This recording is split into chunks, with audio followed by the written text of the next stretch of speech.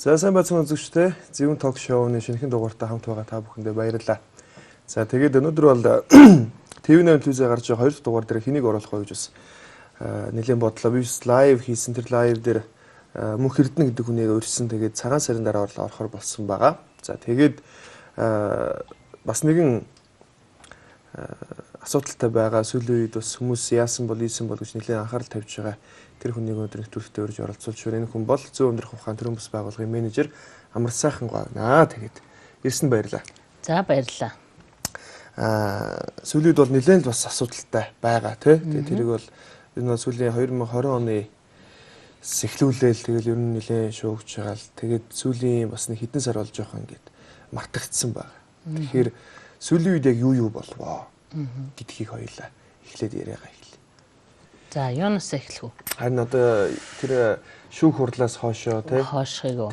За ер нь бол энэ шууган 19 оноос одоо их одоо хүчээ авсан гэх юм одоо тий. Нэлээд одоо ирч хүчтэй одоо нэлээд ийм ширүүн дайралтууд ирж байгаа. Тэгээд 20 оны 11 сарын 17-ны өдөр одоо өөрийнхөө хань Загдаа гэж хүнийг одоо Монголын ард түмэн бараг л мэдж байгаа бах. Тэгээд нөхөртөөгөө хоёулаа Баян Зүрх дүүргийн анхан шатны шүүх хурлаар одоо орж хоёулаа 20 хэл авсан. За миний хувьд болохоор нэг жилийн 20 хэл авсан. Миний ханы хувьд болохоор 6.2 жилийн ял авсан.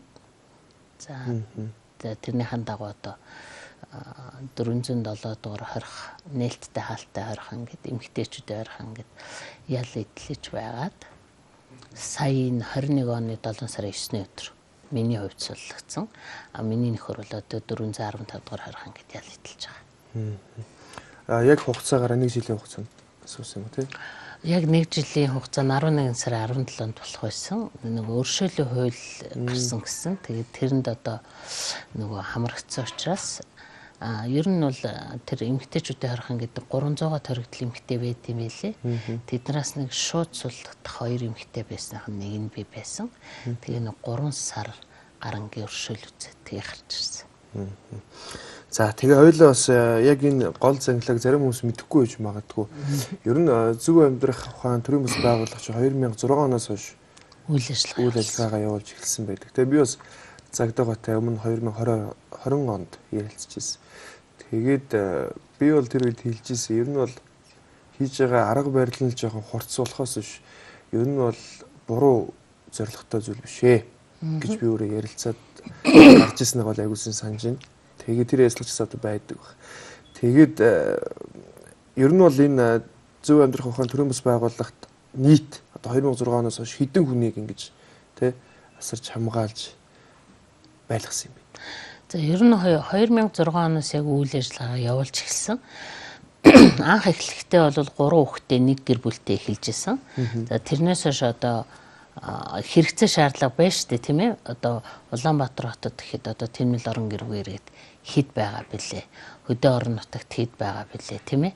Маш олон иргэд байгаа. За өөрийнхөө боломж болцооны хэмжээнд одоо авч тулсан зүгээр ямар нэгэн байдлаар тусалсан хүмүүс бол нэг 2000 гаруй хүн байдаг.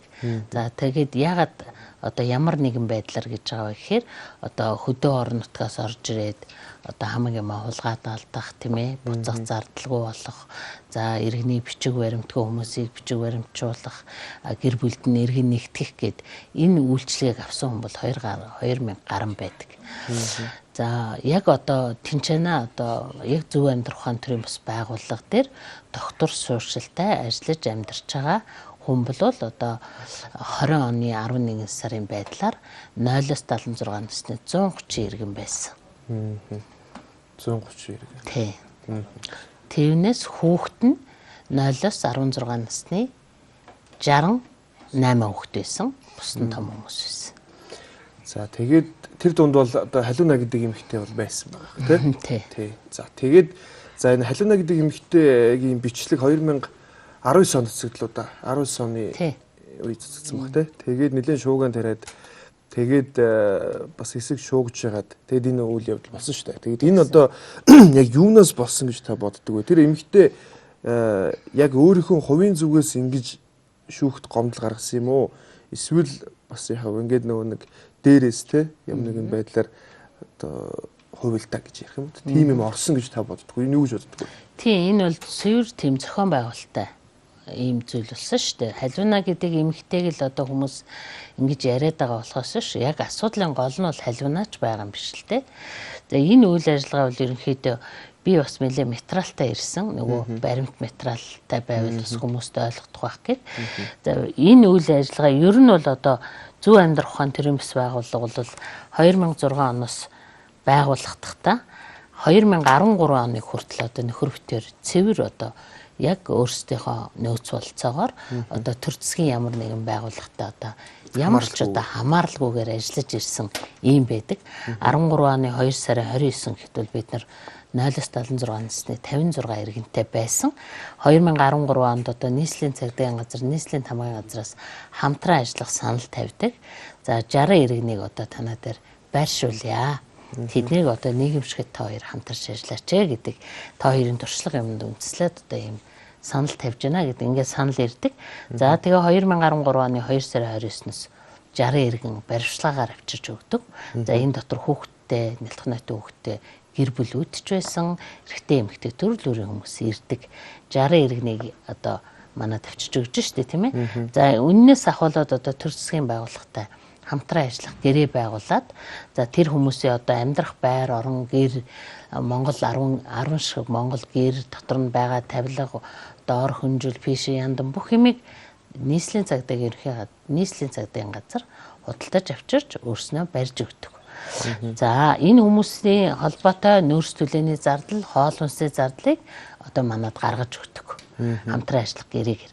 За энэ цагаас ахвалал ер нь бол одоо төр засгийн байгууллагатай одоо хууль бус байдлын төлөө одоо дуурч ирсэн ийм хоёр хүн баггүй юу. Өмнө нь бол нөгөө төр засгийн байгууллагатай ажилддаг учраас мэдэхгүй шүү дээ. За энэ хамтран ажиллах гэрээ байгуулад инхээр одоо зохиосны төсөв мөнгө зарцуулагдаж энэ тэр хүмүүст зориулагдсан. За энэ төсөв мөнгө яагаад энэ хүмүүстэй чанартай хүрэхгүй байна вэ? Тийм ээ. За энэ 10 гэр одоо маш чанарын шаардлагагүй муу гэр байна. Энэ яагаад ийм үнэтэй байгаа юм бэ? Гэх зэргийн одоо асуудлыг тавьж эхэлсэн. За тэгээ энэ үеэс ахвалаад одоо цагдаагийн байгууллагатай үйл ойлголцох одоо цагдаагаа амар сайхангой хоёр маш их өндөр шаардлага тавьдаг эсвэл одоо төрөөс явуулж байгаа ажиллагаанд одоо саад учруулдаг маш их хил ам гаргадаг гэх жишээний одоо юм шүүмжлэлийг бол тэр үеэс авч эхэлсэн. За энэ маань явсаар байгаад одоо сүүлдээ энэ байдал тийм хурцтмал байдалд хүргэсэн.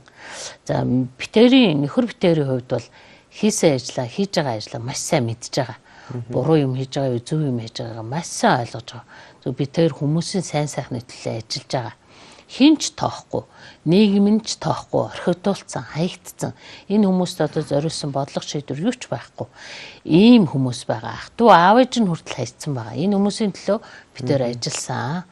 Энэ хүмүүсийг бичиг баримтжуулах, орон байртай болгох, ажил төрөлд зуучлах, дадлагжуулах, сургах, амьдралд идэвхтэй байх энэ бүх зүйлийг бид төр сургаж ирсэн. За эннийхэн төлөө бол одоо мэдээж хатуу ширүүн янз бүрийн аргаар. Гэхдээ энэ нь хүмүүсийн төлөө байхгүй юу? Зөвөр зарим нэгтэй хатуу ширүүн үзэн, зарим нэгтэй бас тийм ээ бас л зориг нэгтэй юм чи айл болохоор ойлголцоо хичээж ингэж ажиллаж ирсэн. За тэгэл одоо энэс ахвалал за манай төрийн байгууллага чи ямар хүн сурталтай тийм ээ ямар хэцүү билээ дээ. За тэгээ одоо нөгөө 60 иргэний чинь 2 сарын 29-ноос 5 сарын 31-нд дуустал нийслэлийн цагдаатай гэрээ байгуулсан. 5 сарын 31 гэрээ дууссан хариуцах эзэнгүй болсон. Хүмүүсээ ч авдаггүй, санхүүжилтээ ч өгдөггүй, гэрээ ч үргэлжилдэггүй. За энэс ахвалаад бид нар шаардлага тавьж эхэлсэн. Төр иргэнтэй гэрээ байгуулсан үүнийгээ хариуцаач. Гэрээгээ дүгнэ. Одоо яасан энэ үр дүнтэй байсан уу, үр дүнгүй байсан уу? Гэрээгээ дүгнэ. За эсвэл одоо санхүүжилтээ өг, эсвэл хүмүүсээ ав.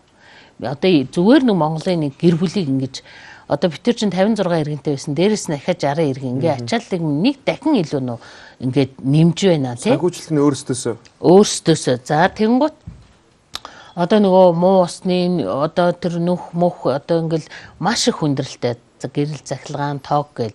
За энэ асуудлаа шийдэ гэл одоо эхлээл одоо албан бичгээр юмар хандан за амаар очно биеэр очно тийм ээ бас аятайхан ярьж үзэн одоо шийдүүлчих гээл за тэгээ болохгүй ингэсээр байгаа сүулдэ яадгүй бид нар одоо лайв бичлэгтэй хүрдэгэ олон нийтэд мэдээлж эхэлдэгэ за жагсад цуглаж эхэлдэгэ тийм ээ за одоо энэс болоод хамгийн анх бол битээр 2017 оны 3 сарын 27-нд одоо энэ зүйлийг хийснийхэн төлөө битээр хоригдтыг хамгийн анх 17 оны 3 сард 3 сарын 27-нд уг нь бол юу нь бол 16 оны 7 сарын 2-ны өдөр сонгуул болсон. За одоо нөгөө санхүүжилт байхгүй одоо бид нар маш олон жил зовоож штэ. Санхүүжилт байхгүй хүмүүсээ авдаг. За хүмүүсийн одоо хариуцсан дарга нарт нь ингээ асуудал яриа очихоор хөөгөөд явуулаа. Тэр хүмүүсийн гаргачих бас гаргаа. Тэд нар чинь ялхнаатай хүүхдтэй хүмүүс ээ. Битэртэй бас нэг жил гараа ингээд байцсан 24 цаг. Хүмүүсийнхөө хувьд ч гэсэн одоо очих газаргүй хүмүүсийг гар одоо хаана очиж өхнөө хамаагүйгээ гаргах хүн чанарын хувьд ч гэсэн битэр тийм байгаагүй. Тийм учраас төрийг шийдэж өгөөч гэдэг асуудлыг ярьдаг байсан. Тэгээ 2016 онд сонгуул болсон. Сонгуулийн өмнө бол нийслэлийн засаг даргын хамгаалалтын газрын бол хөрөнгө мөнгийг шийднэ гэж явж исэн. За засаг даргаар нь бол Батүл дарга ажилладаг байсан. За ингээд шийднэ гэж явж ирсэн сонгуул ямар нэгэн байдлаар аргасан мэгээ сонгуул өнгөрөөсөн. За нөгөө сонгуулаар нөгөө удирдлагууд маань солигдох болсон. Тэнгуут нь бид нар миний нөхөр битээр яасан бэ гэхээр удирдлагууд нь мэддэг удирдлагууд нь байгаа дээр асуудлаа шийдүүлнэ гэдэг байдлаар 7 сарын 2-ны өдөр тамгын газар дээр очисон. Манай хамт олон бас бөөнөр очисон. За энэ зүйлээс болоод бид нар орно асуудлаа ярина гэдэг цагдаа хууль хүчний байгууллага дотор гадна хамгаалалт авсан оруулахгүй гэдэг бид нар орно гэдэг энэ маргаанаас болоод миний нөхөр битээрийг баривчлалт юм тэр өдөр нийслэлийн засаг даргын хамгаалалтнаас баривчлаад тэгээд 461-т хориод тэр лайв нь байдаг бах тийм байдаг 72 цаг хорихоор ингээд шийдвэр гарч битээр хордог. За хоригдох үедээ битээр очиход 461 эмчнэр бие үзлэг хийдэм билээ. Маш их хөхөрсөн, бяцарсан одоо битээр бол тэнд цагдаа нарт маш их зодулсан, зулгарсан ийм юм байдаг. За ингээд 72 цаг арай болоогүй нэг 60 хэдэн цаг болоод тэндээс гардаг Батлан даалтанд. Тэгээд тэр хэрэг маань явж хагаад одоо шүүгч шилжүүлдэм битээрийг. За тэгээ 3 сарын 27-нд Баянзүрх дүүргийн анх шатны шүүхээр ороод миний нөхөрт 3.6 жилийн хорихол надад 3.1 жилийн хорихол өгдөг. Тэндээс болоод юу? Эннээс болоод яасан гэсэн чинь 21 цагта одоо загдаа амар сайхан гэдэг эмгээ өвгөө хоёр зодсон гэдэг ийм материал бүрдүүлж өгсөн байдаг. 21 цагдааг та хоёр зодсон юм. Тийм 21 цагта Чингэлтэй дүүргийн 21 цагдааг битээр зодсон. За тэгээ загдаа гэдэг хүн одоо тогшоо авирлсан гэдэг ийм 3-4 ч юм одоо зүйлэнгээр ингэж битэрийг ялдаг. За яллангууд одоо цогцондан гэдэг шүүгч ордог. Шүүгчээр нь. За цогцондан шүүгч анхны шүүх хурал дээр яасан бэ гэхээр энэ хоёр хүний биед маш их бэртэл гэмтэл учирсан байна. Загдаа амар сайхан гэдэг хоёр хүний зулгаралт, бяцралт, хөхрөлт маш их үүссэн байна. 461 эмч нарын одоо юунаас үзэхэд тийм учраас энэ хоёр хүний биед хин ингэж гэмтэл бэртэл учруулваа. Энийг тогтоолохоор буцаадаг хэргийг. За гэтэл одоо хяналт тавьж исэн Алтан Түлхүүр гэдэг прокурор эсэргүүцэл бичээд битэрийн хэрэг буцаад анх шатны шүүхтэр ирээд ахаад цогцондон гэдэг шүүгчийн шүүх хуралдаанаар ороод одоо тэр ялыг өгч штэ. За ял өгөнгүүтээ тэрийг тэнсэн болгодог. Загдаа гэдэг хүнд 2 жилийн тэнсэн. Надад амар сайханд болохоор 1 жилийн тэнсийн харгалзах ял өгдөг. За тэнгуут нь битэр энэ одоо тэр тогтоол. За тэнгуут нь нөхөр битэр тэр үед миний нөхөр 2 удаа зүрхний хагалгаанд орсон байсан. Бие нь маш муу байсан. За тэр тэнгуут нь нөхөр битэр нийслэлийн эрүүгийн хэргийн давзаалтгчдны шүүхт ханддаг. Битэр одоо энэ тэнсэн харгалзах ял авах юм гэмт хийгээгүй гэдэг талаараа. За нийслэлийн шатны эрүүгийн хэргийн давзаалтгчдны шүүх авч хэлцэхдээ 17 оны 5 сарын 23-ны өдөр авч хэлцээд Загдаа амар сайхан гэдэг хоёр хүний ямар ч гэмтэргийн шинж агуулаагүй цагаатга гэдэг ингээд цагаатгадаг. Энэ үү? Тий наадах чинь тий. За тэгээ боркороос нь босгож асуудаг шүүгч нар. За энэ танаа одоо 21 цагта энийг эмгэн өвгөн хоёрт одоо яг зодуулсан юм уу? Одоо яг үнэн үү тэр? За тэгээ одоо ягаад энэ дарга нараа та энд нэг ч асуудаг юм бэ? Тийм ээ, энэ хоёр хүн ч одоо хүмүүсийн сайн сайхны төлөө явдаг мундаг ийм сайхан хүмүүс байна. Гавьяа шагналаа өмөр хүмүүс байна. Одоо танаа дарга нар одоо сонгуульд гарч ирэхээр ард иргэдийг жаргаагаад өгнө, сайхан байлгана гэж гарч ирдэг. Иргэд асуудал яриад очихоор дотор гаднаа цагдаагийн хамгаалалт авдаг. Тэгээ ингээ асуудал үүсгэдэг. Тийм учраас энэ хоёр хүнийг гэмтэргийн бүрэлдэхүүнгүй ямар шинжгүй учраас цагаатах суугаа гэдэг ингээ цагаатгадаг. 17 онд. 17 онд 5 сарын энэ юугаараа. За инхээр би энийг одоо яаж дүгнж аваа гэхээр ер нь энэ цагаас ахуулаад Загдаа амар сайхан гэдэг хоёрыг хорих одоо сонирхол маш их байсан. Яагаад ямар шалтгааны улмаас таныг хорих гээд байна? Одоо яг одоо өөрснөх нь одоо энэ ажлаа хийхгүй ард иргэдийнхаа төлөө биш тийм ээ. Хүнд суртал, ялгуурлан гадуурхалт энэ зүйлийг л битээр илэл гаргадаг байсан. Илэл лайв бичлэг хийдэг байсан. Битээрийн лайвыг маш олон хүмүүс үздэг, маш олон дагагч байдаг. Тэгээ энийг л ил. За нийслэлийн эрүүл мэндийн газар дээр бид нар энэ хүмүүсийн эрүүл мэндийн асуудлыг яриад очихоор мэрэгчлэлт нь согтоо сууж идэг өрөөндөө. Тэрийн лайв хийчдэг, эрүүлжүүлэхэд аваач өгчдөг. За нийслэлийн цагдаагийн газар дээр очсон дарган согтуу байсан, лайв хийцэн. Хүний эрхийн үндэсний комиссийн дарга бямдарж байгаа. Асуудал яриад энэ хүмүүсийн эрх зөрчигдөд байна. Энэ хүүхдийн эрх маш их зөрчигдөж байна. Архичин ээж аавуудын дунд хүүхдийн амнаас охироод байна. Энэ талаар ажиллаад өгөөч, ажилдаггүй. Энэ талаар нь уцаар мэдгэтгэд одоо тэнд байгаа миний битээрийн тусалж байгаа ядарсан иргэдийг гүлэг гэж доромжилж байгаа. Гүлгнүүттэй гүлэг шиг харьцаа. Би нөхөр журмын хувьд чам зөвлөж байна. Загдаа. Гүлэг шиг хүмүүстэй бол гүлэг шиг харьцах ёстой. Тэр хүмүүсийг тэгж байгаа. Тэгэхээр миний нөхөр өөрийгөө хэлж гин гэж ойлгоод гүйгүй бямд орж байгаа би хизээч гүлэг болохгүй би цаашдаач гүлэг байхгүй. Тэгэхээр гүү би чамааг хэлээгүй байна Загдаа. Би чиний асрамж халамжинд байгаа наад нөхдүүдийг чи хэлж байна гэж ингэж ярьдаг. Энийг нь бид нар сошиал тавьсан. Тэр ид одоо хэрвээ тэр хүмүүсийг харах юм бол өстой нохоо шиг харьцах нэ. Тийм. Тэрнээс би үнэхээр хүний эрх гэдэг бол одоо бидний ойлгоод байгаа шиг бол биш юм байна. Хөрөнгө мөнгөтэй, эрх мэдэлтэй, тийм ээ? Ийм хүмүүс бол хүн гэж тооцогдох юм байна. Хүний эрх яригдах юм байна. Тэдэнд бол энэ хүмүүст бол яригдахгүй юм байна. Тийм ээ? Би ингэж ойлгосон. Зүгээр гудамжны нэг хоёр хүн хоорондоо хэрэлдээд ч юм уу ийм үг хэлсэн бол би энийг нэг их ингээ хүндрүүлж бодохгүй. Хүний эрхийн үндэсний комиссийн дарга хүн ингэж хэлсэнд бид нар маш их игдвцсэн. Тийм учраас энийг нь олон нийтийн шүлжээнд тавьсан. За энэ зүйлээс л одоо бид нарыг зууж эхэлсэн гэж би ойлгож байгаа. За тэгэл одоо энэ дээр нь одоо шалтгаан болоод тэр халиун гэдэг эмэгтэй гараад ирсэн. Хүүхдээ хайж явсан. Хүүхдээ бид хоёр энийг эсэргүүцдэг. За нялх хүүхдээ хайлаа. Хүүхнээс гараагүй хүүхдээ хайж явлаа. Гараад одоо бусрамг замаар яваад байна. Чи эмэгтэй хүн, их хүн ийм байж болохгүй гэдэг талаар хатуу ширүү ярьдаг.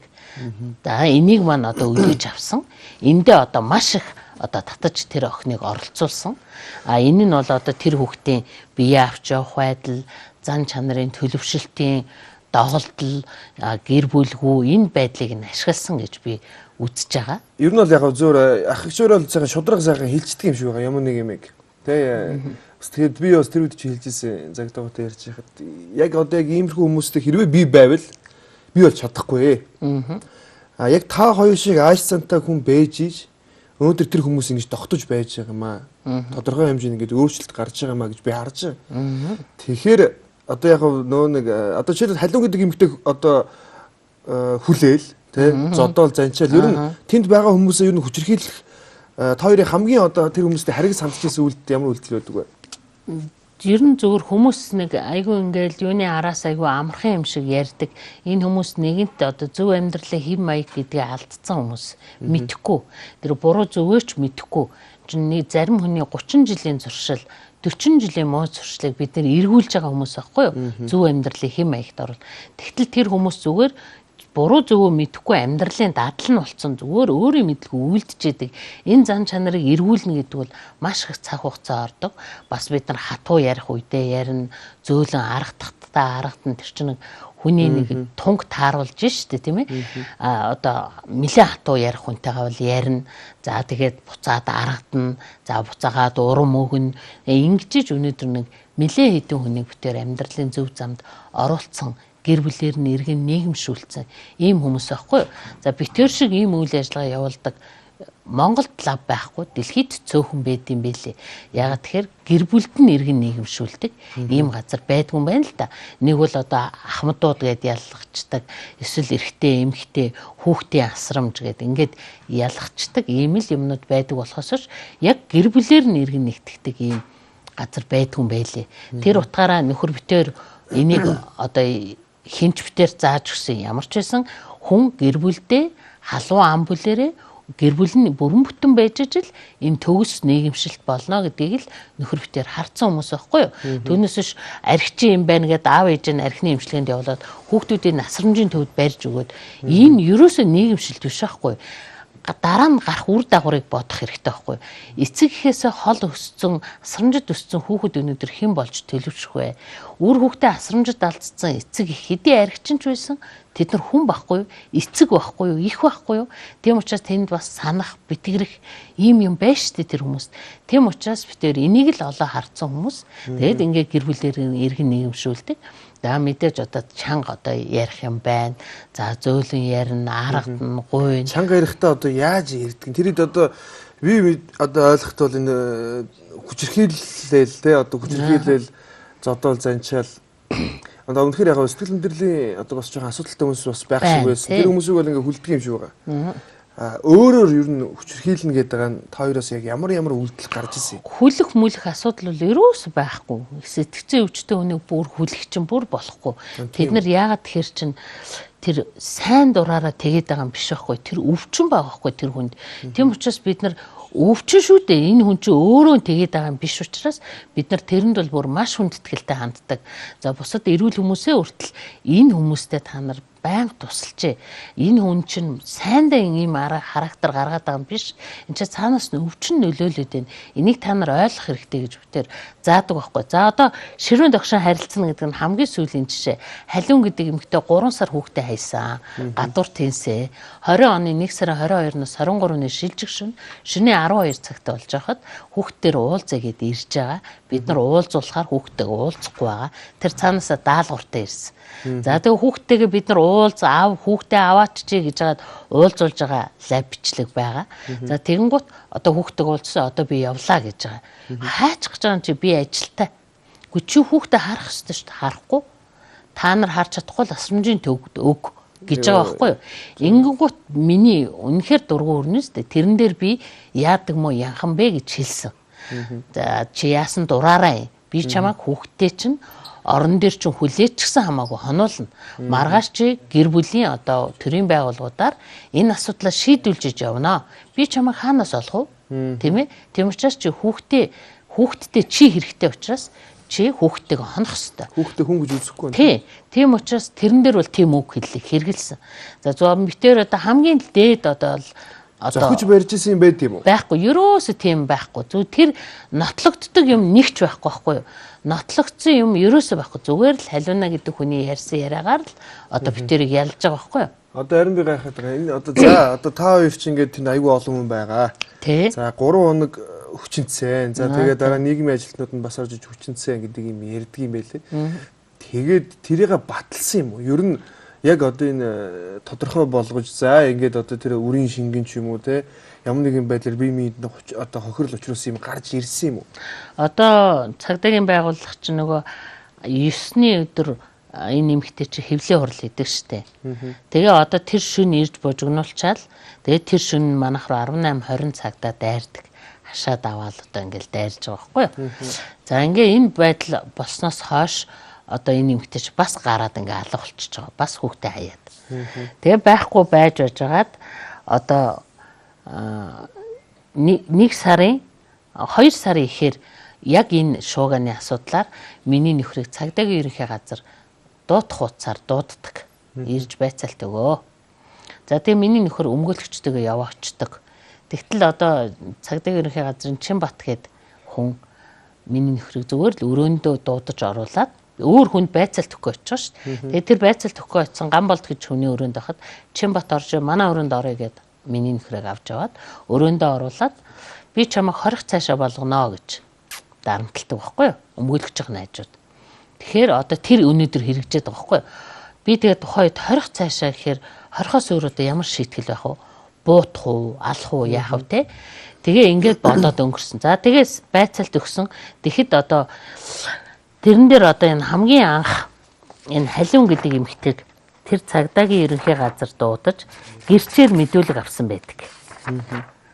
Халиунаа ерөөсө гомдол гаргаагүй шүү дээ. Цагдаа нар л ингэж олж аваад байгаа байхгүй тэр хүнийг. Тэнгуутаа тэр эмэгтэй анх гомдол гаргаагүй юм уу тийм? Гаргаагүй шүү дээ. Тэнгуут цагдаагийн ерөнхий газар одоо хүмүүсийн мэдээллээр одоо юу яалаа.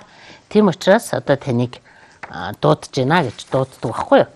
Тэгээд одоо тэр эмэгтэйгээс гэрчээр мэдүүлэг авахад одоо хамгийн анх цагдаад одоо худал мэдүүлэг өгсөн хүн ямар хуулийн хариуцлагатай юм тийм ээ.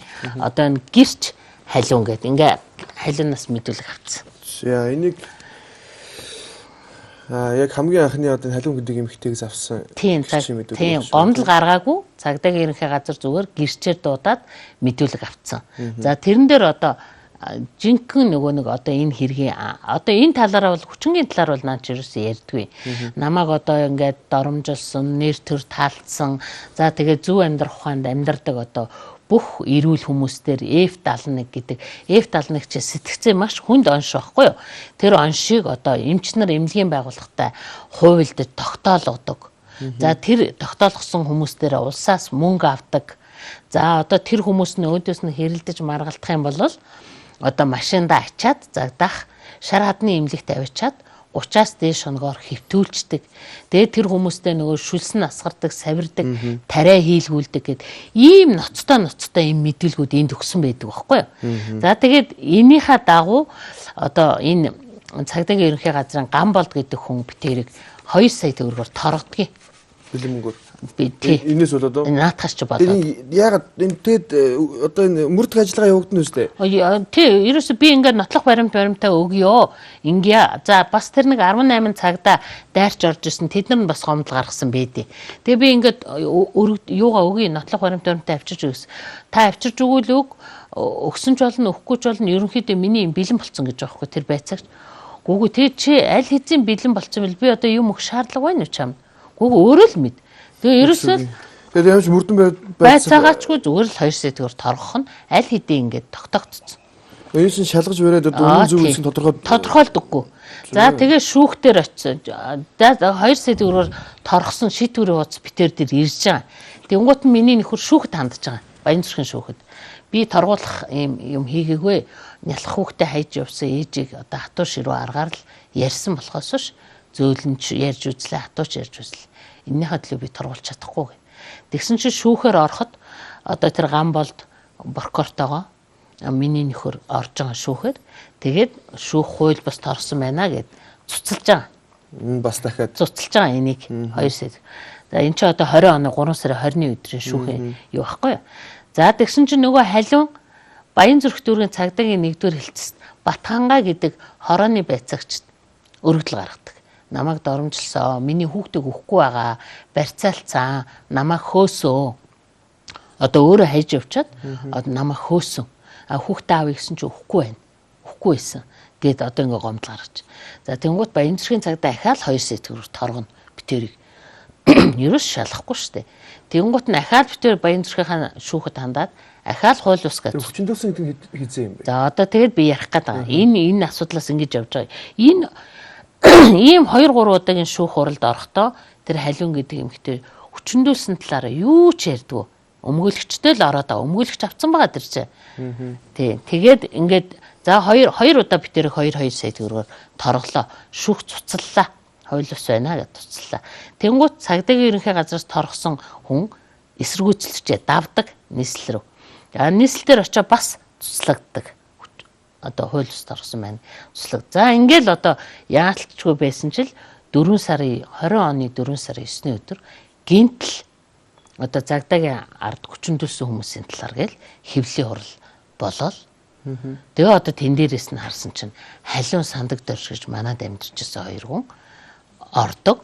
нөгөө хамт сүрэн оюун цэцэг гинүү тийм нэг хүмүүс удирдан зохион байгуулж тэр хурлыг хийдэг. За тэгэл тэр хурал дээр яадаг юм бэ гэд ингээд сонссон ч л одоо хүчндүүлсэн. Хүчндүүлэхдээ яадаг юм бэ? Загдаа бол ганцаард нь хүчндүүлээгүй гэж хэлээгүй. Хоёр нийгмийн ажилтнтайгаа ээлжлээл ер нэг өдөр штэ. Нэг өдөр, нэг цаг минут, нэг нөхөн дотор гарахгүйгээр 3 өдөр гуруулаа нийлж, бүлэглэж хүчинсэн талаараа ярьдаг. За тэгээд би тэрийг одоо ингээд яг цагдаагийн байгууллага зохион байгуулсан байна гэдгийг би мэдээд байгаа. Яагаад мэдээд байгаа юм бэ гэхээр би зүгээр хардаг байхгүй юу? Би мэдээд байгаа байхгүй. Яагаад мэдээд байгаа гэхээр тэр хэвлэлийн хурал дээр сэтгүүлч нар тэр халиунаас асуудаг. За чи энэ нь олоо одоо ийм аюултай юмнууд болоод хахад одоо яагаад хууль хүчний байгууллагад ханддгүй юм бэ? Өмнө нь хандж ирсэн үү? За хэвлэлийн хурал гэхээсээ илүү одоо хууль хяналтын байгууллагад хандсан бол илүү үр дүнтэй байсан биш үү гэж асуудаг. Тэгэхээр тэр эмэгтэй юу гэж хариулж байгаа вэ гэхээр би зөндөө хандсан. Зөндөө өргөдөл гомдол өгсөн. Тэгээ загдах чинь цагдаа тэр маш том ард талтай, танилтай. Тийм учраас миний өгсөн өргөдлүүд бүр алга болцсон гэж хэлж байгаа. За хоёр нийгмийн ажилтныхаа нэрийг хэлээч. Одоо загдаа гэдэг хүнийг чи ил болголоо гэж сэтгүүлчд асуугаад байгаа шүү дээ. Тэгэнгუთ нөгөөт чи юу гэж хариулж болохгүй гэсэн. Яагаад хэн болохгүй гэсэн? Цагдаагийн байгууллага одоохондоо болохгүй гэсэн гэж хариулж байгаа. Гэдэг үнийг бол яг хэлж болоод байна шүү дээ, тий. Тэгэхээр цагдаа зохион байгуулалт явуулсан ингээд тодорхой. Өмнө нь тэд нар ч зохион байгуулсан байна шүү дээ, тийм ээ. За ингэж л чи ярив шүү хэвлэлийн хурлаар. За хоёр нийгмийн ажилтны нэрийг үл хэлж болохгүй шүү одоохондоо. Тэр эмэгтэй одоо хаана юу гэдэг юм бэ? Мэдхгүй одоо л их чинь мэдхгүй байна. Хүүхэд нь мэдхгүй одоо тэгэл 4 сарын 9-ний өдөр баахан хэвлэл мэдээл бүх цагдаагийн байгууллага анхан шатнаасаа эрүүгийн цагдаагаа хүртэл гадаа ирж орилж байгаа л тэгэл хүүхдийг аваад явсан. Одоо хаана юу гэдэг юм бол тийм. Тэгэл одоо ийм юмар л ялцсан. Тэгээд төрний асуусан тэр одоо ямар нэг нотлохоо энэ төр байдаг юм уу? Байхгүй юу ч байхгүй. Одоо тэр хүн айгу одоо ингэсэн. Тий өөр айгу нотлохоотой ярьж байгаа шүү дээ. Хэвлэлийн хурал дээр ч гэсэн би 2 гар утсан дээрээ бичлэг хийцэн байгаа. Хүчндүүлж байгаа бичлэгээ. За тэгэхээр тэр өдөр дээр нөхөнд хөвчих байхдаа буцаа бичлэг хийсэн байна шүү. За тэгээд тэр нөгөө оюун цэцэг гээд хамт сүрэн гээд тэр нөгөө удирдан зохион байгуулж хэвлэлийн хурал хийлгэж байгаа 2 авгаа ч бас асууж байгаа байхгүй оюун цэцэг нь. Одоо энэ мэдүүлгэн дээр ч байдаг. За чи хүн гүтгээгүй үсттэй. Энд чи аюултай шүү. Хүнд ностой гэмт хэрэгт хүн гүтгэх аюултай шүү. Чи хүн гүтгээгүй худлаа яриаггүй зэхээр би худлаа яриаггүй. Гү чи энийг юугаар бат? Би 2 гар утсан дээр бичлэг хийцэн байгаа юм чи гээд. Тэгэхээр хүү чи яахаараа хүнд хүчндүүлж байгаа бичлэг хийдэг юм бэ? Би баримт цуглуулах хэрэгтэй байсан байхгүй юу? Тэгээ 2 гар утсаа хураалгацсан гэж ярьж байгаа байхгүй юу? Тэгээ утсаа тавьчаал хүчндүүлэх гээд ордог гэсэн үг. Мэдгүй би одоо тэрийг бүр гайхаад тэгээ тэр 2 гар утсаа чинь шүүх шинжилгээний үндэсний хүрээлэн за нөхөн үндэслэгнүүд өчнөө хийсэн байгаа юм. Би нөгөө хэрэгээ мэддэг хүний учраас за тэгэл тусгай мэдлэгийн хүрээнд гэсэн байна.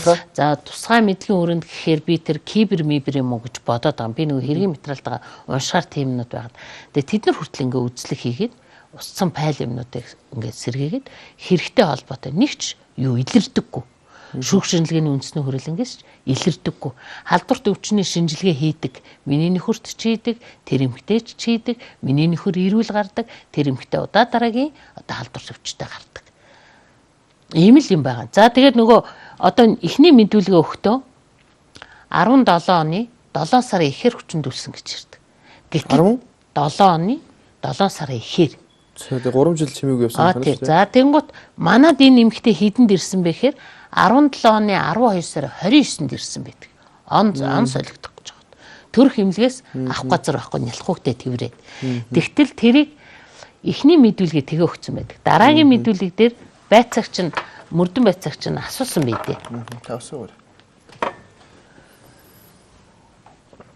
Таны энэ онсаар ерөөсө болохгүй байна гэд нөгөө эмэгтэйгээс асууж байхгүй юу? Та болохоор зөв амьдрах ухаанд 20 он биш 17 оны 12 сарын 29-нд ирсэн гэдэг юм. Тэгсэн мөртлөө бүчндүүлсэн хугацаагаа 17 оны 7 сарын ихэр гэдэг юм. Энд чи болохгүй байна гэхээр тийм тэгэхэд би тулгамдаа тэлцсэн байлээ гэл ингэж байгаа. За 2 гар утсан дээр нь юм илэрхгүй болоод ирэнгүүт одоо дараагийн мэдүүлэг дээр юу гэж ярьж байгаа вэ? Таньдаг ихчийнхаа гар утсан дээр бичсэ. Өөрчлөлт үү? Тийм. Одоо өөрийнх нь юм дээр илэрхгүй шүү дээ. Тэнгуут одоо би цагдаа хууль хүчний байгууллага, прокурор, шүүхэд юу гэж байгаа вэ гэхээр таньдаг ихчин гар утсан шалгаач хийм би тэр үнэ. Одоо 2 жил энэ хүн манад амьдарсан тэндээс хүний нэр мэдэхгүй байх гэж байхгүй. Бүгдийг мэднэ, бүгдийг танино. Тийм учраас таньдыг их чанга гарцаг шалгадаг. Давж заалтсан юм байл шүү дээ. Бай бүхэл мараал явж. Давж заалтад бас нэмэр байхгүй. Хэвээр. Энэ нэг яг ийм юм би аягаас олон сонсч илсэн л дээ. Ингээд нэг юм хүүхнүүд ингээд энэ залууд хүчндүүлсэн гисэн тэгсэн ингээд өргөдлөгчдөг. Тэгээл ингээд тэр нь ингэж явсаар байгаа л нэг хитэн дөрөг мөрөг өгөө салдаг юм уу та. Ингээд ямар нэгэн хэрэг хийгээгүй мөртлөө ч юм уу те. Тиймэрхүү хэрэгнүүд бол зэн сонсогддог юм бэл. Яг хөө энэ дээр бол би бодсон хүчингийн эргийг сонгож авсан айгу учиртай юм бэлээ. Загдаа гэдэг хүнийг хүчин хийхгүй гэдэг хүн болгон мэдж байгаа. Би тэр 6 сайхан үр хүүхэдтэй хүмүүс. Би үр хүүхдээ маш сайхан хүмүүжүүлсэн. Миний хүүхдүүд маш сайн хүмүүжлтэй хүмүүс аахгүй юу? Би 4 охинтой 2 хүүтэй. Дээрээс нь би тараншинаас би анхын ажлыг эхлэхдээ 2 бага насны эрэгтэй эмэгтэй 2 хүүхдийг тараншинаас аваад би хүүхдүүдтэйгээ өсгөцсөн. Тэр охин маань одоо 2 хүүхэдтэй, нөхөртэй ийм гэр бүл болцсон. За нэг дүү хүү нь болохоор одоо эдэр дээд сургуулийн юунд аялал жуулчлалын ангид сурдаг. Одоо 3 сард Япон явна. Ийм 2 хүүхэд хүртэл битээр өсгсөн хүмүүс байхгүй юу? Тэгтэл одоо 12 ачцээтэй битэрийн одоо амьдралдаа баримталдаг зарчим бол энэ гэр бүлээс гадуурх харилцаа, энэ садар самуу, энэ архитал завхаарлыг үзэн яддаг. Энэ докторгүй гэр бүл, энэ докторгүй гэр бүлээс энэ нийгмийн босромог бүх зүйл болж байгаа. Энэ хүүхдүүд өнчөрч байгаа. Энэ одоо тараншины хүмүүс энэ архиталт юунаас үүдэлтэй? Докторгүй гэр бүл энэ зүйлээс үүдэлтэй байхгүй. Энэ зүйлийн төлөө битэр бүр амиа өгөхөд билээ ингэж явдаг хүмүүс. Бүр зүгээр ямар ч хүнтэй уулзсан би гэр бүлийг маш их сонирхдаг. Гэр бүл нь доктортой байвал би тэр хүнд үнэхээр одоо итгэдэг ийм хүн байхгүй юу? Тэгтэл өөрийнх нь бүр зорж итгэдэг, шүтдэг юмных нь эсрэг ийм зүйлээр ингэж байгаа нь одоо хүчингийн хэрэг сонгож авдаг чинь эн чинь нуугдмал явагддаг юм байна. Шүүх хурал нь хаалттай хилцэгддэг юм байна. Олон хүнд нээлттэй биш байдаг юм байна. Ийм зүйл учраас ингэж ашиглаж ийм хүчингийн хэрэг. За би энээс үүдээд одоо нэр алдартай мөнгө төрхтэй олон хүмүүс хүчингийн хэрэгт холбогдож байна тийм ээ. Одоо маш олон хүмүүс байна шүү дээ. Би энийг мэдэхгүй би өөрөө ингэж туулж байгаа учраас ер нь худлаа байх магадлал маш өндөр юм байна. Зүгээр ашиг сонирхлын үүднээс ч за зарим нь мэдээж бас тийм байдаг байх л да. Уйвайгүй их мэдлэлтэй хэрнээ муухай одоо ийм хүмүүс байна штэ. Тийм байж магадгүй. Гэтэ ер нь бол ийм байдлаар хүмүүсийг энэ ирчүүдийг тийм ээ хохироож байгаа маш их юм байдгийн байна да гэж би харж байгаа байхгүй юу. Тэгээ энэ дээр бас хуулийн байгууллагын маш анхааралтай одоо хармаар л юм байгаа байхгүй. Тэгтэл одоо битэрийн энэ их юмнаас тэгэл одоо баахан хохирогч гэл хүмүүс байдаг. Одоо тэнд амьдарч байгаа хүмүүсийн чинь цагдаа нар ирээл одоо халиун гэдэг эмгтээс л мэдээлэл аваад штэ. Тэгэл халиун гэдэг хүний хэлсэн бүх хүмүүсийг ингээл дайраал ирээл авч яваал, баримтлал авч яваал, хамгаалах байр гэдэг юмд нь зармын авчиад тэгэл ингээд байцаалт аваад битэр эсрэг ингэц. Тэгэд энэ хүмүүсийг бүгдийг нь одоо гэмтэл бэртэл байна уу ингээл шалгуулахаар нэг ч юм тогтоогддог. Ямар сонир. Гэмтэл бэртэл ерөөсөө илэрдэггүй. Улаан цэнтэйг одоо ингэж одоо тэгэл тэр өгсөн мэдээлгүүд нь одоо их аймаар байгаа байхгүй юу. Одоо ийм загдаа шиг том биетэй хүн одоо ингээл тэднийг сандал дээр хүлээл, шонгийн моттой хүлээл, тэгэл ухаалттлан зодоол, ухаалтчдаг гэн зодуулаад. Тэгээ ухаалтахаар нь ингээл ус мус цацаал, сэрээгээл, тэгэл ахаал зодоол ингээл идэг гинэ. Тэгэд ийм мэдээлгүүд өгсөн. За тэгэл одоо 4 зүйл ангиар миний нөхрийг ялсан штэ. За миний арын одоо өрөө хашааны хүн байдаг. За тэр залууг одоо ингээл нэг баахан хүмүүсээс гэрчгээд мэдүүлэг авцсан байгаа. Одоо энэ Баянзүрхийн мөрдөгч нар.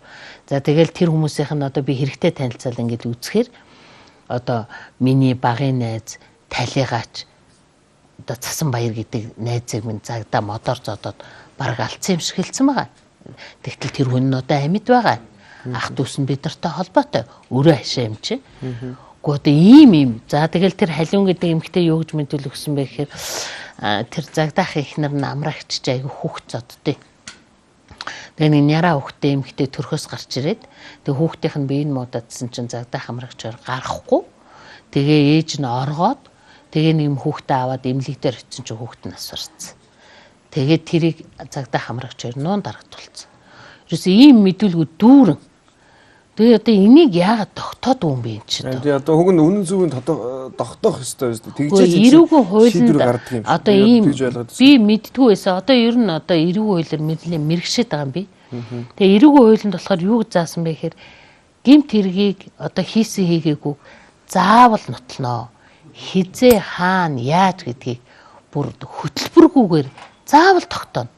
Хэрэг тэгж чадахгүй эргэлзээтэй байдал үүсэх юм бол одоо шүүгдэгчд буюу загдаа битэрт ашигтай талыг барьж цагаатах талын нотлох баримтыг барьж шийднэ гэд бүр ингээ хуулийн заалтаж байгаа.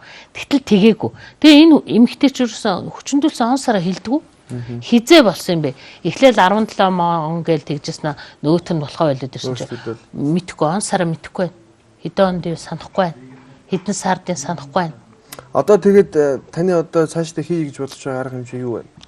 Одоо яг хав тэгээд би энэ дээрээс зүгээр танаа нэвтрүүлгээр би одоо олон нийтэд би ер нь нэг юм олон нийтийн юугаар гараагүй зүгээр намайг суллагдаж гарч ирсэнээс нэлээ хэдэн сайт юунууд ирж бичлэг юм хийж авсан. За одоо миний хувьд зүгээр ойлгуулах гад нийтэд одоо битээрээс өөр хүмүүсээс зөндөө хохирж байгаа шүү дээ. Тэгэхээр энэ үнэхээр ингээд анхааруулхад юу хэлэх гэж байгаа вэ гэхээр ер нь бол одоо хүн айштай байж болно. Тэгээ одоо битэрийг тэр 20 ангид хоригдож байхад 20-ын удирдлагуудч тэр тэнд хоригдож байгаа хүмүүс тэр бүгд таньж байна. Тэгээ одоо ер нь нийт массын одоо ойлгож байгаа юм бол загдаагаа нөгөө зан характер аюу муутай. Одоо тэрнээсээ л болоод одоо ингэсэн төрийн албан хаагч нарын занаанд орцсон. Төрийн албан хаагч нарыг их шүүмжилдэг байсан. Төрийн албан хаагчтай муухай харьцдаг байсан. Иннээсээ болсон. Гэхдээ тэгвэл энийг битээр үгүй гэхгүй шүү дээ. Битээр чинь дандаа сайхан ааштай хүн гэж байхгүй тийм ээ. Муухай ааштай байна. Муухай ажиллах юмдаа муухай ажиллана. Сайхан харьцах юмдаа сайхан харьцана. Тэгвэл тэрийг нь яллахгүй болно шүү дээ тийм ээ. Одоо энэ хоёр хүн зан характерын доголдолтой байна. Хүний нэр төр талдаад байна. Төрийн албан хаагч нарыг одоо эрхийн чөрчөөд байна ч юм уу тий. Энийгээр нь ялж болно шүү дээ. Тэгж яхад энийгээр яллах гэхээр битэрт ял байхгүй юм байл та. Тийм учраас ийм хэрэг гаргаж ирж байгаа байхгүй юу. Тэгэхээр зүгээр тэр зүйлээс хүнийг ингэж ялж болохгүй, ингэж хохироож болохгүй, миний гэр бүлийг ингэж самарч болохгүй. Тэгээ одоо ямар ойлголт нийгэм төрүүлсэн бэ гэхээр загдаа амар сайхан гэдэг хоёр хүн чих хүчрхийлэгч нар юм байна. Хүнийг их зоддсон байна, дээрлэгтийн байна. Харагдсан тэгж хайдаад байхгүй юу? Одоо загдаа гоч одоо ингээл яриа нөгөө нэг ингэж хараа гэж ярьдаг учраас ч юм уу энэ бол бат хүн зодддаг байгаа гэж хүн харж байгаа шүү дээ. Тэгэхээр тэр нөгөө харагдсан байдлаар хүн ингэж хохирож болохгүй байхгүй юу? Яг тэр хүнтэй амьдарч үтсэн юм уу? Тэр хүн юунд шаналаад яваад байгаа мэдэхгүй байхгүй юу? Тийм учраас би тэр бухимдах шаардлагатай болоо бухимдж байгаа. Түүнээс хүн хизээч хинтээ хилдэ муудалцаа гэж бодохгүй шүү дээ. Тэр чинь битэрийн насны хүмүүс. Тэгэхэд одоо ийм байдлаар ингэж ялсан. Тэгэхээр миний нөхрийг ямар хүн бэ гэдгийг би хамгийн сайн мэднэ. Хэдий одоо ийм хатуу ширүү юм шиг боловч яг юмн дээр ямар зөөлхөн билээ, ямар уян билээ, одоо тэр хүмүүсийн төлөө яаж одоо эрүүл мэндээрээ хохирч, эд мөнгөө зарцуулж яаж явж байгааг хүмүүс мэдэхгүй байхгүй. Тэгэхээр ерөнхийдөө бол ийм ойлголт өгөхийг гिचээсэн. Тэр ч одоо тэр үүргээч биелүүлсэн төрийн байгууллага, хууль хяналтын байгууллагууд. Яг тэр битэрийг хорсон. За би хоригдсон шүү дээ. Нэг жилийн хорихол авахта би нэг ч удаа цагдаа дуудагдж үзээгүй. Би нэг ч удаа цагдаагийн өрөөнд очиж байцаалт өгөөгүй. Тэгээд би нэг жилийн хорихол авцсан. За тэгэхээр одоо энэ дээрээс би юу дүгнэж байна? За ингээ битэрийг хорсон нөгөө хүмүүсийг мань гудамжаар нэг тараасан зарим хүүхдүүдийг асрамжийн төвд хүчээр өссөн. Одоо зөв бус төрийн бус зөв амьдрал төрийн бус байгуулгаж яагаад ингэ нөгөө нэг юу хүмүүс нь байхгүй юм. Байхгүй болгоцсон шүү дээ.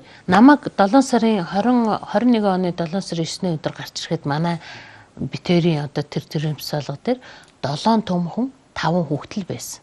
130 иргэнээс. Тэгээ одоо би нэг ч хүнийг гуугаагүй. Би гарч ирснийг олон түмэн мэдчихсэн. Бүх хүмүүс одоо буцаж ирсэн над дээр. Одоо би 90 хэдүүлээ амьдарч байна. Би хэнийг ч би гуйгаад би ирээч гээгүй. бүгдээрээ намайг гарч ирсний дараа хандсан. Амраагч хэцүү байна. Хүүхдүүдээ 108 тураалах за. Бид нар ингээ гудамжинд байна. Бид нар нэг зуны амбаар төлдөж өглөө. Намайг ирээд авчаач дээ хичээ. Та хоёрыг байхгүй уугаар бид нар ингээ хояад орхио гарсан. Иннээсээ иччихин санаа зовж гин. Гэхдээ та надад тусалчаач дээ. Би бүгдийг буцааж авсан. Би одоо 90 хэдүүл. Гэхдээ хүмүүс тэгж зодуулаад идэх юм бэл яагаад битэрлүү тэгж зүтгээд идэм бэ? Хаал зодуулах гал одоо ясмахан захтнаад идэм үү? 10 настай хүүхэд хүртэл 30-40 км-ийн цаанаас сасрамжийн төвөөс оргоод ирж шин над дээр. Энийг одоо яагаад энэ эрүүл ухаанаар бодож болдгоо юм бэ тийм ээ? Тэгээ сая таныг одоо хоригдох хугацаанд ямар нэгэн дарамт эсвэл энэ ямар нэгэн зүйл байсан уу? Шоронд уу? Тий. Шоронд бол ер нь тийм байгаагүй. Ер нь одооны шоронд тийм байхаа болсон юм шиг байлээ. Зарим нэг газраараа юу юм гэхээс зүгээр миний хоригдсан газар бол маш их юм камержуулалтай. Тийм учраас одоо би нэг одоо нэг шоронгийн чинь хүмүүс нэг амар л одоо тийм биш юм шиг байлаа. За ерөнхийдөө бол над дээр бол ямар ч тийм байгаагүй. Яагаад тэгэхээр битэрийг бол хүмүүс мэдчихсэн айлч харах ингээд битэр эндээс анхан шатны шүүхээс таслагдаад 409 дугаар харих ингээд очтсон байлээ. 409 битэр 4 сар болсон. 4 сар болж байгаад нөгөө нэг дараагийн шатны хурал нөгөө коронавироног л хойшлсаар хагаад 2 сарын 25-нд битэр нийслэлийн шатны шүүх хурал болсон. Нийслэлийн шатны шүүх хуралд миний нөхрийг 2 эмэгтэй гүчинцэн гэж ялсан шүү дээ. Тэгтэл нэг эмэгтэйгийн тэр халиун гэдэг эмэгтэй татаа оруулсан баггүй юу? Тэнгуут тэр инхма гэдэг мө оюуны хомсдолтой мө ядарсан эмэгтэй байхгүй юу чаавас өнчин тэр анхан шатны шүүх хурал биеэр оролцсноо гэсэн оролцуулаагүй 11 сарын 20 оны 11 сарын 9-ний өдөр битэрийн шүүх хурал зарлагдсан боловч 7-ны өдөр тэр инхма гэдэг эмэгтэйг шар хадны эмнэлэгт хүчээр хөвтүүлж байгаа жишээний тийм ээ хүүхдийн 108 даваад хуралд оролцуулахгүй арга хийж штэ. За ингээ анхан шатны шууралд оролцуулаагүй. За битэр шүүх хуралд 40 гомдол гаргасан, хүсэлт гаргасан. За энэ хохирогч гэдэг хүмүүсийг бүгдийг бичлээ оролцуулъя. За бүр оролцуулахгүй одоо ингээд шүүхээс зөндөө одоо шүүх хурлын бичиг явууллаа. Танаа хүмүүс ч нөгөө тодорхой хаяг адресгүй учраас байхгүй байна. Утаснууд нь холбогдохгүй байна.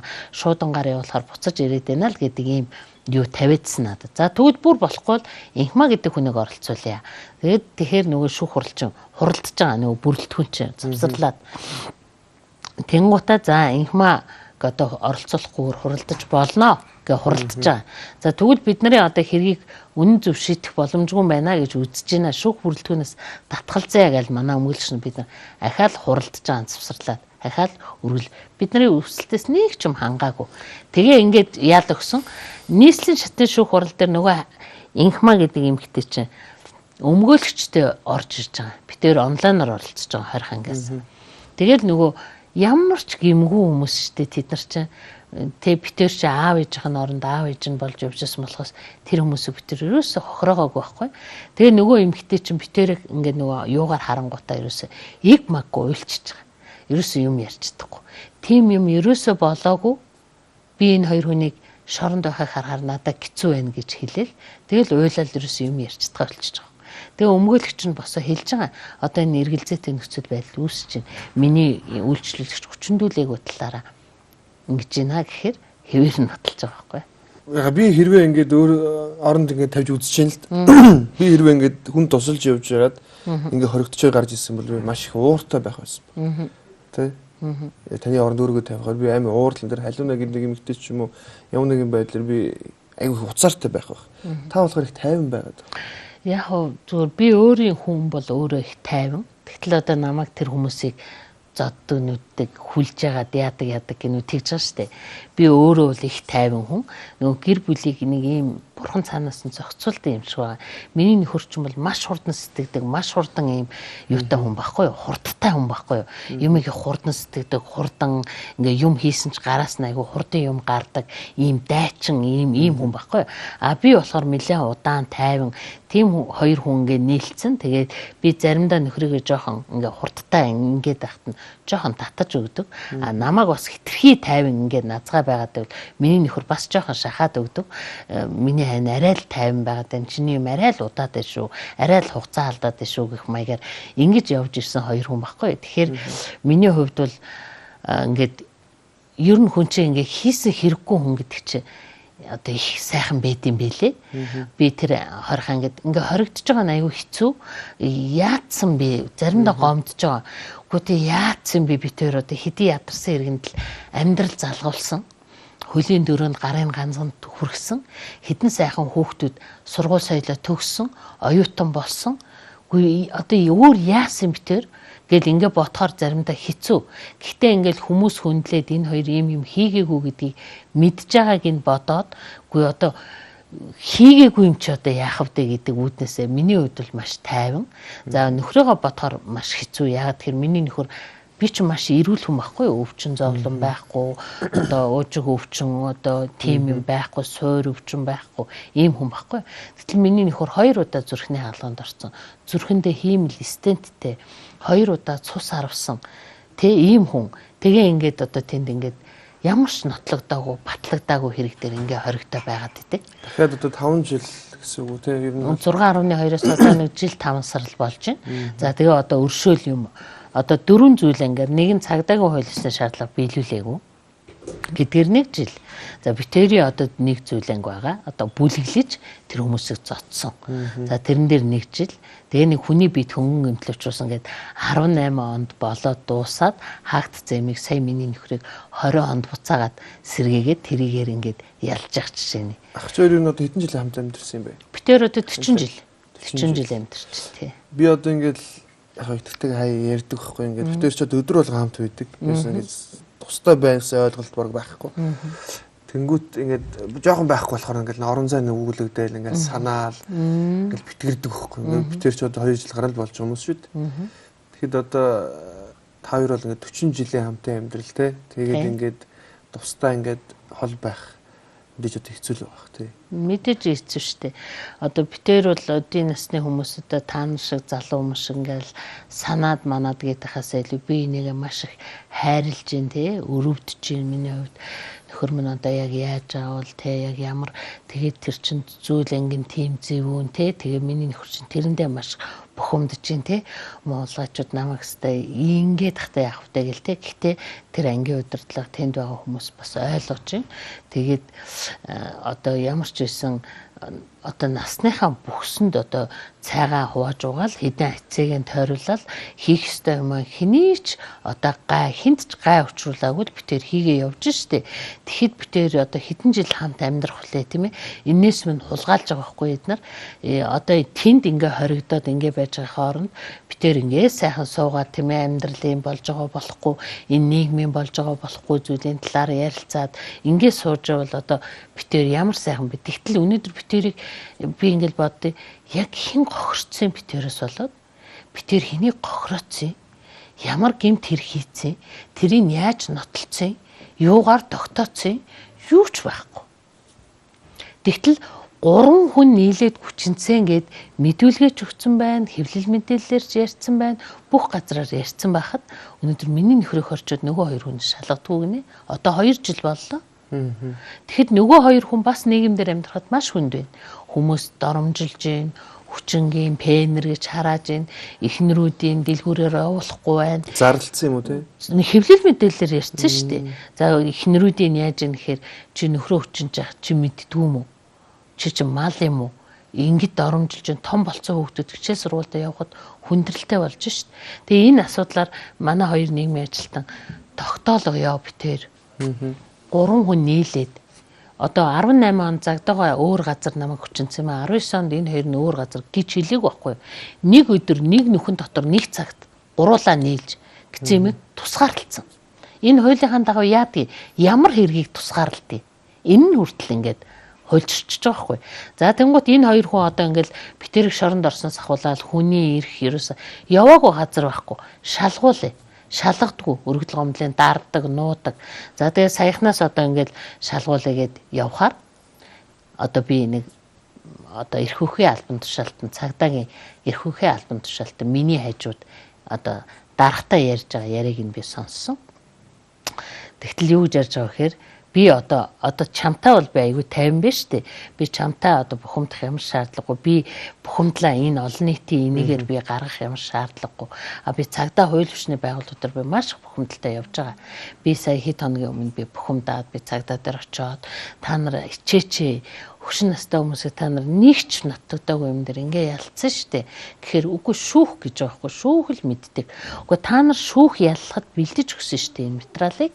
Гэнхээр нөгөө нэг дарга нэг юунаас асуусан л да. Би нэр усын одоохондоо бол хэлэхгүй. Би шаардлагатай үед бол хэлнэ. За тэгээд нөгөө миний байцаагч асууж байгаа. Энэ одоо загдаагаан одоо энэ хэрэг одоо та нар дээр байгаа мó ирсэн юм уу? Ирсэн. Гэхдээ яагаад энэ хоёр нийгмийн ажилтныг шалгахгүй байгаа юм бэ? Шалгацсан, шалгаж байгаа. Гэхдээ тэгээ яасан гэхээр наа хоёр хүний чинь шалгаад ингэхээр тогтохдохгүй байгаа шүү дээ. Гэж байгаа шүү дээ. Тогтохдохгүй байгаа. Тэгээ тогтохдохгүй байнааг хэрэгсэхгүй болгоо хаах гэхээр загдаа нь гарч ирчих гээд байгаа. Тэгээ загдаа гаргахгүй тулд энэ хоёр хүнийг шалгахгүй шүү дээ. Хугацаа алдуулаад. Гэхдээ тэгээд загдаа нь юугаар тогтогдсон? Загдаагаа ч гэсэн тогтогдсон юм байхгүй шүү дээ. Нөгөө олон зүйл ангитай гэдгээрээ л явцсан юм шиг байлээ гэж хэлж байгаа шүү дээ. Би бүр хилцийн дарахтаа нь уулзахад гүйгүй загдаагаа тэр хэрэгээрээ бишээ. Нөгөө та нарын чи нөгөө нэг бичиг баримтыг энэ эдийн засгийн албаны цагдаа нар чи хурааж авч байгаа тэрэгээрээ явсан юм шүү гэж ингэж ярьж байгаа шүү дээ одоо. Ийм л юм дээр явж байгаа. Тэгэхээр би зүгээр одоо би маш их юм хийж байгаа. Би ерэн сурвалжлах тийм юм хийж байгаа. Хүнтэй нийлээд. Тэрийгээр би бүр тэр албан тушаалтан бүх хүмүүстэй тэрийг бүр ингэж ерэн сурвалжлуулж ингэж явуулна. За дээрээс гол зорилго бол нэр хүндэд цэвэрлэж яваад загдаагаа гаргаж. Хамгийн түрүүнд би нөхрөө гаргаж авмаар байна. Миний нөхөр тэнд амь наснд өнгөрөх юм бол энэ юу болох вэ тийм ээ? Хийсэн хэрэггүй хэл сэргээр ингэж хамлж болох уу тийм ээ. Тэгэхээр миний нөхөр яагаад тэгэхээр өршөөдлийн хууль очсон 3 зүйл ангийн өршөөдлийн хуульд хамрагдаж байгаа. Тэгэхээр миний нөхрөөс 2.2 жил нь хасагдана. Тэгээ өршөөл очихоор миний нөхөр орохгүй байгаа. 7 сарын 9-нд шүүх очсон. Тэгээ миний нөхөр одоо тэнд чинь хэдэн хоригдолч 400 гаруй хоригдолтой гэсэн. Тэгээ миний нөхөр ганцаараа ороогүй. Би өршөөлгөх гэмт хэрэг хийгээгүй. Би гэмт хэрэг хийгээгүй учраас одоо төрөөс өршөөлөхгүй ингээ ороогүй. Өршөөлд ороогүй. За уучлалгүйя хоёлаа одоо манай ерөнхийлөгч чинь ерөнхий сайд байхдаа манад айлчилсан шүү дээ. Бүх төрлийн албан яам тамхтаа. За өөрөө нүдээр үтсэн юм чинь бас нэг юмны наацаад өдий зэрэг удирдахч хүн бас одоо мэдээж нэг юм харах бах. Ямар ч байсан одоо гэмт хэргийнхэн талаар биш юм аа гэхэд энэ өчтөрчнөө нийгмийг хохирооцсон тэрбумаар нь ашигласан шамшигдуулсан гэд хүмүүс уурчлагтаа гараад ах юм бэлээ. Өчнөө олон хүний амь насанд хүрсэн хүмүүс хүртэл уурчлагтаа гараад ах юм бэлээ. Тийм учраас битэрт бол тийм байхгүй учраас уучлж байхаа гэд би тийшээ орё гэсэн. Би хэрэггүй гэсэн. Надад бүр цагсан миний нөхөр. За амраа уучлал өршөөлийг бол ерөөсөө ярихгүй. Би бол тийм би эндээс амьдл гардаг юм бол яагаад гэвэл миний өөр хүүхэд ачцэн миний амьдралд энэ түүх үлдэх гэж штэ энэ хүмүүс. Тийм учраас би ийм юм хүлээн зөвшөөрөхгүй гэдэг дээр маш хатуу зогсож байгаа. Миний санаа зовж байгаа юм энэ нь бол зөв гэхдээ дийлдэг байгаа л гэж бодож байгаа. Би энэ дийлдэг байгаа. Би бол нөхрөөсөө гуйж байгаа. Миний хань одоо ингээд ямар ч гэсэн хоёлаа гарч агаад энийг хөөцөлтөө олон өмгөөлөгч хуульч ч гэсэн зөвлөж байгаа. Өршөөлд ороход бол одоо гэмт хэрэг бол хамаагүй штэ. Тэр чинь нөгөө зүйл ангууд нь өршөөлд орчиж байгаа учраас тэгэхээр зүгээр өршөөлд ороо гэдэг ийм зөвлөж байгаа. Миний хувьд ч гэсэн хоёлаа гарч ирж байгаа юмаа хөөцөлтвөл илүү үр дүнтэй. Тийм учраас миний хань ингээ гэхээр ерөөс тэрэн дээр эрс байр суурьтай байгаа. Бас тэгтээ зөвлөдөө энэ бас нөгөө нэг нэр хугарахаар яс хугардаг шиг тий бас айгүй тийм чухал зүйл. Тэгээд загдаагаа бас ер нь их тийм гүргэр бах тий ер нь өөрөө тий ер нь их тууштай зан чанартай, их дайчин чанартай. Тэр нөгөө юмд ер нь хугарш нуураад тэгээд идэггүй хүн байхгүй юу. Тэгээд тэр нь л одоо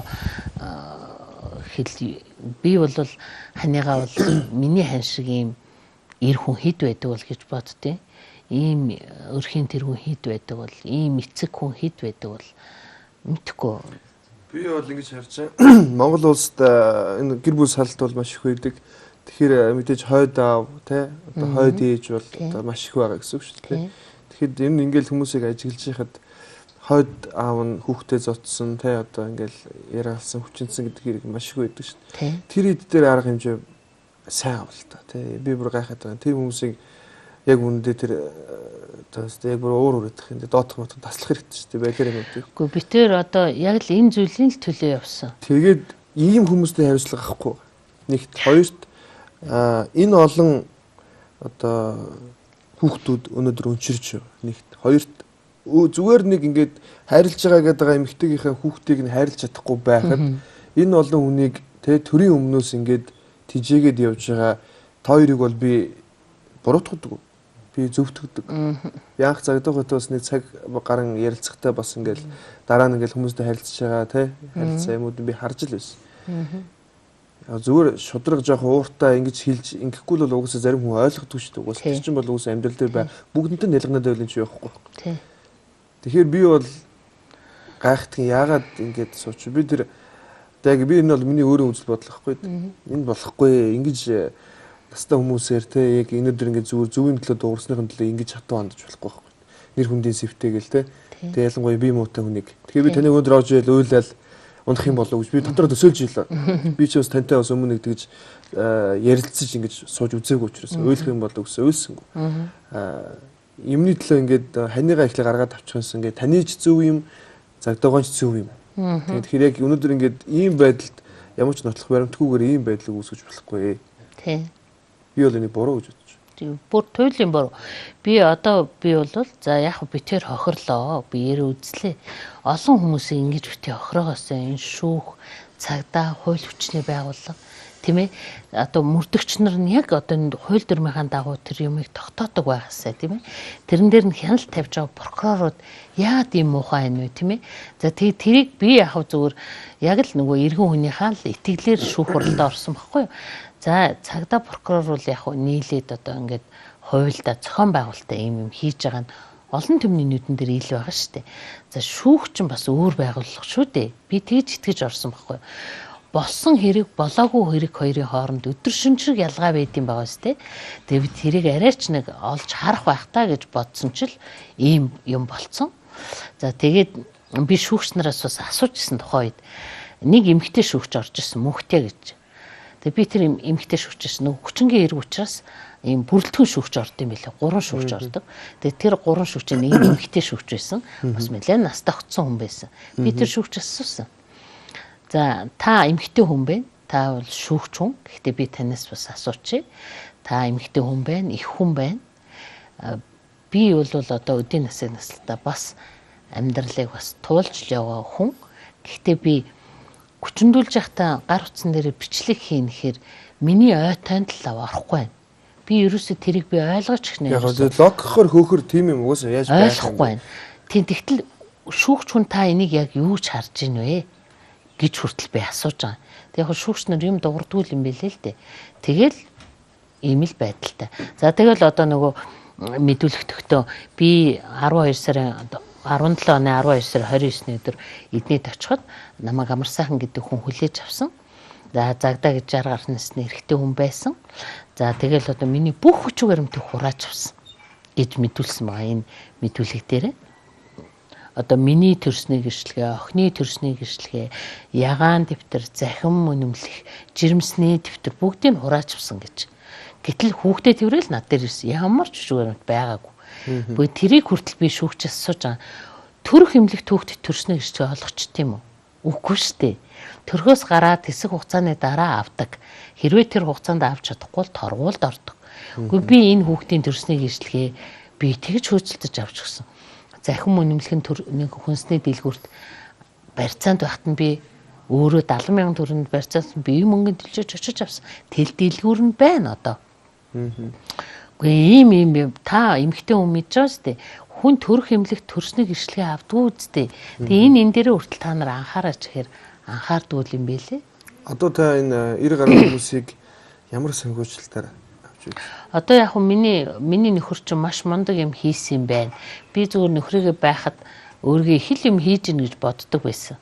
Бүх юмыг миний нөхөр өөрөө авч явдаг байж одоо тэр хүмүүсийг удамжинд шуудаа үрээд өдөршөнгөө согтуу гудамжнаас хог түүж идчихэдэг байсан хүмүүс өнөөдөр баг хамт олон болоод ажил хийж байна. Ажил гэрээгээр авч байна. Гэрээгээр гүйцэтгэж байна, тийм ээ.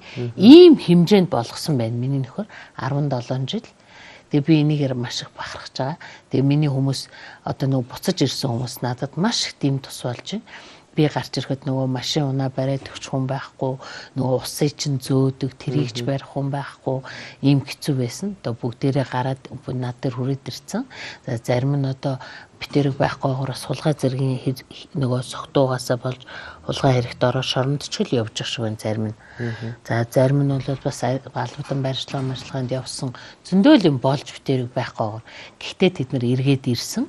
Одоо бүгдээрээ цохихсныхаа ажлуудыг хариуцаа хийж байна. Бид нар одоо сая карьерийн нэг үйлдвэрт баг хамт олноороо ажиллаа. Тэрний өмнө барилгын компаниудаар өрлөг янз бүрийн юмны ажлууд бид нар гэрээгээр хийлээ. Тэгэл нэг юм нэг арай хоосон хончихгүй. Тэгэл нэг юм за тэгээ нэг халамж группээ авдаг хүмүүс нь бас хажуугаар нь аваад ингээл явж байна.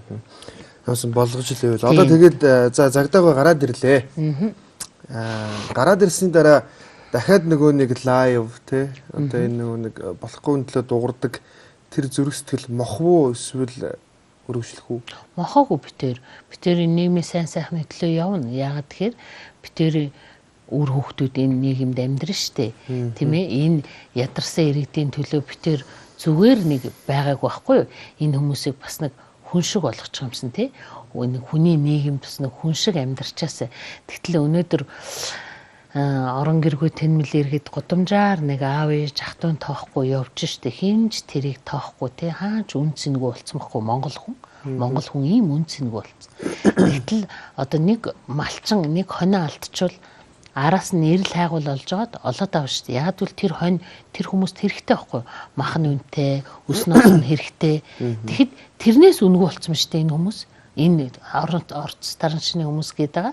Тэгэхээр би зүгээр энэ 3 сая гаранхан ард иргэдтэй тийм ээ. Тэгтэл хэдэн хувийн өнөөдөр ядуу үгээгүй ядуу байна тий. Тэгтэл одоо манай хүмүүст одоо 2 хон айл гэр бүлд хүнсний талаа олддог. Тэгтэл одоо ямар хүмүүс хүнсний. Тэгээ эднээс ядуу хүмүүс гэхээр маш хүнд хүмүүс байгаа тий. Тэгэхээр хүнсний талаа уг нь бол манай хүмүүс бүгдээр авах хэрэгтэй. Юугаар халамжийнхаа юугаар. Гэтэ нөхөр битэр бол ийм халамжийн сэтгэлгээгүй байхын төлөө хүмүүсийг сургадаг байхгүй. Та нар халамжаар амьдрахгүй, халамж гордохгүй. Өгөхгүй байвал бол сайн. Өөрснөө амьдралаа бүтээ. Хөдөлмөрл чи ягаад гэвэл бүрэн бүтэн биш үү? Чи хөгжлийн бишрэлгүй байна. Чи өхөл гарчин бүтэн байна. Чи яг энэ үедээ л чи гэр бүлээ босгон байгуулах хэрэгтэй. Чи гэр бүлээ бий болгох хэрэгтэй. Энэ зүйлийг л ярьдаг.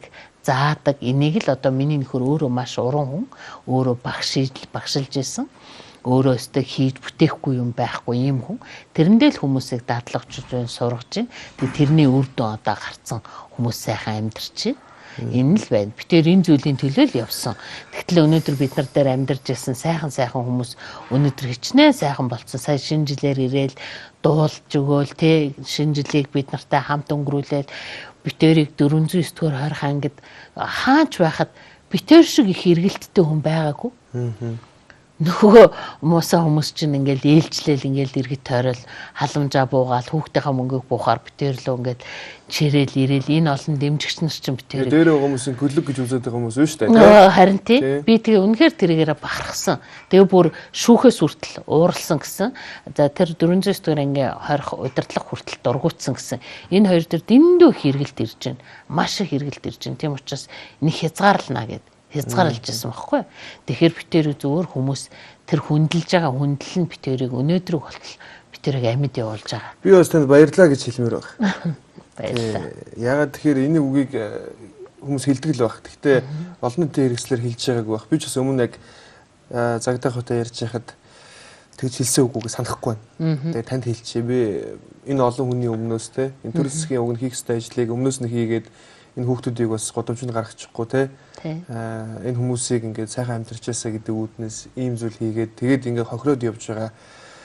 Тэгэхээр ямсан зүгээр энэ сэтгэлд нь те би та хоёрт бол баярлаа гэж хэлмээр байгаа. Баярлалаа. Тийм. Ерөөсөө ихч би ерөөсөө битээ шантраараа тийм юмны зөв дуу хоолой болонд чинь зөвхөн өөрсдийнхөө төлөө биш юм байна гэдгийг би харлаа. Бусдын төлөө өөр хүүхдийн төлөө хэлж байгааг би анзаарлаа. Яг жинхэнэ гээд зөв зүйлийн төлөө явж байгаа хүмүүс ойлоод суудаг юм байна тийм. Яаж хийх үү, ямар нэгэн гаргалааг нь гаргах гэж ингэж явдаг юм байна гэдгийг би харлаа. Тэгээ баярлалаа. За тэгээд хэдүүл ярилцсан маань дуусч байна. Тэгээд таны бэлгийг өгье. Тэр бэлгийг надад аваад өгөөч. За би чамд нэг зүйл хэлчихье. Би чамайг нэг ер нь бол нөгөө зэвүү яриа гэдгээр нөгөө TV5-д байх юм мэднэ. Миний нөхөр нэг удаа ярилцсан чи орж ирсэн. Тэгээд тэрнээс хойш би чамайг ингээ харахаар аюу сайхан гэр бүлтэй болсон байлээ. Тийм. Манай их нэртэн сууж байна. Айгуу гоё. Би нөгөө юугаар л харж байсан болохоос нэх гоё охин түрүү миний урдуур өнгөрсөн. Ингээ харсан чинь танаа ихнэр байсан. Тэгээд тойрын гэр бүлийн нөгөө нэг хэм маяг, тойрын харилцаа надад маш их гоё таалагддаг. Тэгээд энэ сайхан хэм маяг, энэ гоё харилцаа, энэ одоо ихнэр нөхрөө би нэгэ хүндэтгэлтэй хандж байгаа. Энэ сайхан зүйл бас олон залуучуудад үлгэр дуурайл болж байгаа хаа гэж би итгэж байгаа. Тийм учраас залуу гэр бүл болсон та хоёртаа маш их баярлж байгаа. Маш сайхан ийм залуу гэр бүлийн хэм маягийг бас нийгэмд харуулж байгаа гэж би ойлгож байгаа шүү. Баярлалаа. Тэгээд бид нэр бас хариуцлагатай байж өхөн хөхтлээ те. Одоо ингээд өвгөн эмгэн болтлоо. Хамтдаа байхын одоо яаж ингэж нөгөө нэг хамт байдгийг харуулна гэж боддгийн.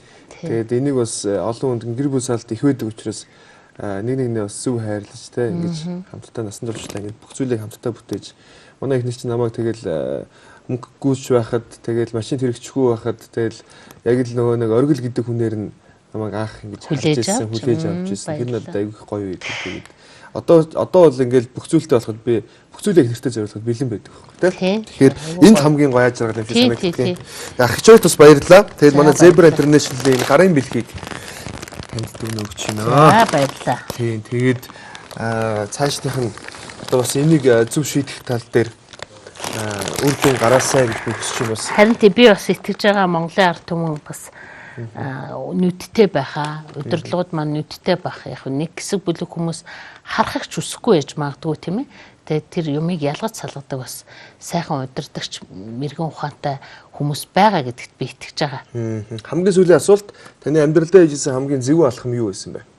Зөв алхам уу? За би хамгийн анх хантайгаа танилцахдаа би ч хөдөөний хүүхэд. Маш их даруулгатай, хүмүүжлтэй. Тэгээ миний нөхөр мэлээ дэггүй байсан. Тийм баг. Архитар суудаг. Тэгээ тэр үед бас нэг танхаа хэрэгээр нэг жил ял идэлсэн байсан байлээ надаас өмнө. Тэгээ нөгөө миний аав ээж чинь тийм юмд айгу дургу хөдөөний хүмүүс чинь тийм штэ. Тэгээд их дургу байсан. Ер нь бүх ах トゥ нар минь дургу байсан. Надыг маш их зэмлэжсэн. Олон өнчин дүүнертэй байж чи одоо ийм болох үтэхгүй. Тэгээ би бараг ах トゥ тэгээд төр зур бараг тангараг тасраад би нөхөртөө гэрэлжсэн. Тэгээд тэр зүйл мал өнөөдөр ийм сайхан гэр бүлийг бүтээсэн. Тэр маань л жаахан тийм юутай байсан да. За баярлалаа танд. Тэгээд өнөөдөр урилгыг маань хүлээн авч ирээд тэгээд бас таны дуу хоолойг бас олон хүнд чадлаараа хүргэхийг хүссэн. Тэгээд Зөвөн Тог шоуны маань 2 дахь одоо ТV навлизаар гарч 2 дахь зочин боллоо. Тэгээд танд цаашдаа бас энэ үн зөв шийдүүлээд тэгээд гол нь эрүүл энх байхыг хүсье. Баярлалаа. За баярлалаа. За тэгээ үзэгчтэй манай өнөөдрийн нэвтрүүлгийг манай төвд өндөрлөж байна. ТV навлизар телевизээр болон YouTube сувгаар за тэгээ Facebook live-аар үзсэн та бүгд маш баярлалаа. Тэгээ юмыг зөвхөн гаднаас нь битээ дүгнж ягаарай. Юм болгон гаднаас харагдаж байгаа биш байдаг. Тийм учраас юун төлөө бид өөрсдөө тарихтай байлаа. Өөрсдөө тарихаар юмыг шүүж ягаарай гэж хүссэн байна. Тэгээд дараагийн дугаар хүртэл түр баяртай. Хамт байсан та бүхэнд баярлалаа.